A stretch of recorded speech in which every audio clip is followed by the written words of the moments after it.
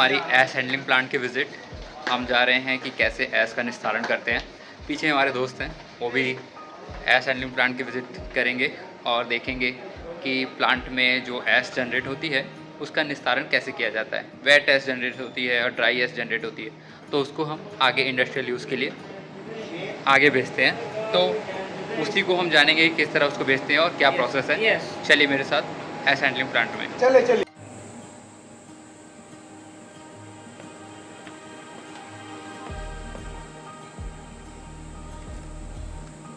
तो ये रास्ता एस हैंडलिंग प्लांट की तरफ जाता है। सामने ये पूरा पावर प्लांट का स्ट्रक्चर है, जैसा कि आप पहले भी देख चुके हैं। स्टैक हमारा और ये कन्वेयर बेल्ट कोल को ट्रांसफ़र करने के लिए, जो कि 1.5 किलोमीटर से भी ज़्यादा लंबा है। हमारे आगे हमारे बैचमेट्स जा रहे हैं।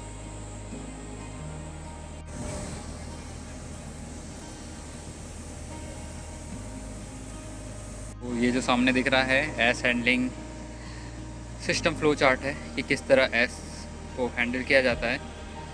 सो ये फ्लो चार्ट बेसिकली देखकर आप पूरा समझ सकते हैं कि किस तरह से एस हैंडल हो रही है, क्योंकि एक ड्राई एस जनरेट होती है, एक वेट एस जनरेट होती है, जिसको स्लरी फॉर्म में कन्वर्ट करके हम आगे ट्रांसफ़र करते हैं।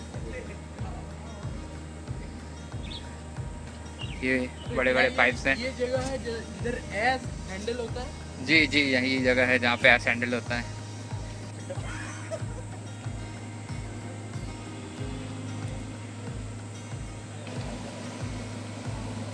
तो ये एस स्लरी पंप हाउस है जो स्लरी को पंप के सहारे आगे भेजता है। आइए जानते हैं इसकी वर्किंग किस तरह की है। ये कुछ पैरामीटर्स दिए हैं एस स्लरी पंप के, तो आई होप ये काम आ सकता है आपके। और ये एस स्लरी पंप नंबर 1 है। वो सामने जो आप कपलिंग देख रहे हैं वो हाइड्रोलिक कपलिंग है, मोटर ड्राइवर साइड और ड्रिवन साइड को जोड़ने के लिए।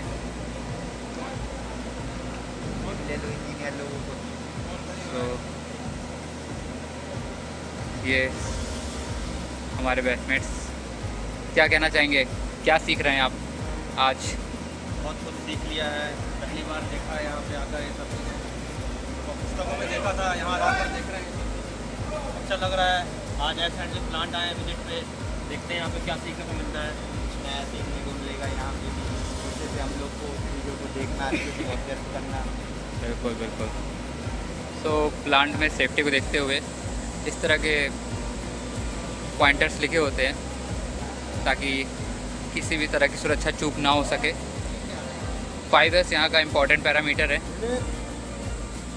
5S में प्लांट को सुनियोजित एंड सुव्यवस्थित ढंग से चलाने के लिए कुछ दिशा निर्देश दिए गए होते हैं। तो 5S के बिना प्लांट की सेफ वर्किंग पॉसिबल नहीं है आई गेस। ये दीवार में 5S से रिलेटेड एक पेंटिंग बनाई गई है और इसको ट्रेन के डब्बों के सहारे दर्शाया गया है। इस तरह से 5S हैं जो प्लांट, किसी प्लांट के लिए बहुत ज़रूरी है।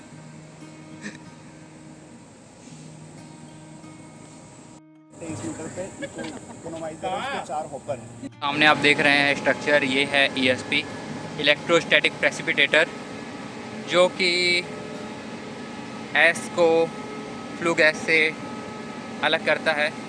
कोरोना एक इफ़ेक्ट होता है जिसमें ESP के अंदर discharge plate and collecting plate लगी होती है और वहाँ पे हम इलेक्ट्रिक फील्ड जनरेट करते हैं और कलेक्टिंग प्लेट पर आयोनाइजेशन के ज़रिए जो हमारे एस पार्टिकल हैं चार्ज हो जाते हैं और वो कलेक्टिंग प्लेट पर कलेक्ट हो जाते हैं, जिससे रैपर के सहारे उस एस को बाकी हॉपर में कलेक्ट करके आगे भेज दिया जाता है।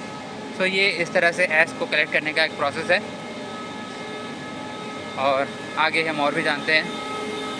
ये पूरा स्ट्रक्चर है और मैकेनिज्म है।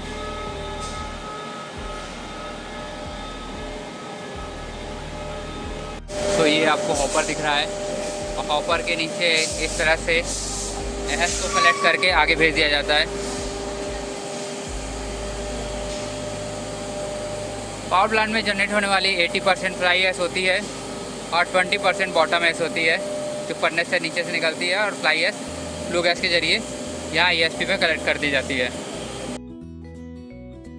तो ये है कोल फीडर फ्लोर, जहाँ पे कोल बंकर्स होते हैं और ये बंकर हर यूनिट के लिए 6 से 7 होते हैं और ये नीचे हमारे पल्वराइज़र से कनेक्ट होते हैं जो कि बाउल मिल होती है।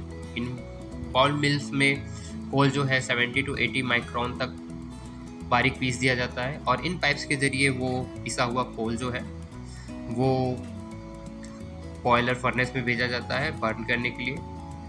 और ये आप देख रहे हैं कि कुछ पाइप में लीकेज आ गई है जिसको वर्कर्स ठीक कर रहे हैं और इस समय ये सेफ्टी का विशेष ध्यान रखते हैं, किसी भी तरह की जान माल की हानि नहीं होनी चाहिए। पावर प्लांट में इस चीज़ का विशेष ध्यान रखा जाता है। और ये जो आगे रास्ता जा रहा है ये हमारा बॉयलर के फर्स्ट फ्लोर में जा रहा है। तो इन पाइप्स के ज़रिए हमारा कोल फर्नेस में ट्रांसफ़र किया जाता है। डिफरेंट एलिवेशन पे कोल को भेजा जाता है और बॉयलर के चारों कोनों में ही ये कोल बर्नर अलग अलग एलिवेशन पे लगे होते हैं जो कि कंबसन के लिए रिक्वायर्ड होते हैं। और यहाँ पे टेंजेंशियली फायर्ड कंबसन होता है। सो ये है पूरा इसका वर्किंग। हम लोग इस टाइम खड़े हैं बॉयलर के जस्ट ऊपर। इसके नीचे है 1400 डिग्री सेल्सियस का टेम्परेचर जो कि एकदम गला देने वाला है। यहाँ हम देख रहे हैं वेंट्स और बॉयलर ड्रम के इंटरनल्स वगैरह देखने आए हैं हम। और बॉयलर बेसिकली हैंगिंग होता है, तो ये जो आप पाइप के संरचना देख रहे हैं ये बॉयलर को सपोर्ट कर देने के लिए है ताकि बॉयलर अपनी जगह पे टिका रहे। ये सामने हमारी तीसरी यूनिट है, ये भी एक बॉयलर ही है। 300 मेगावाट का एक यूनिट है और ये नीचे इतना ऊपर है आप देख सकते हैं।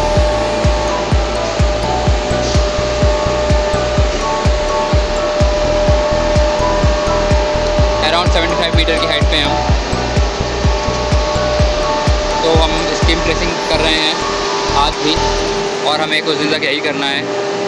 वो आपको रेलवे लाइन दिख जाएगी जो कि कोल यार्ड तक जाती है। तो आज के लिए बस इतना ही, मिलते हैं अपनी नेक्स्ट वीडियो में।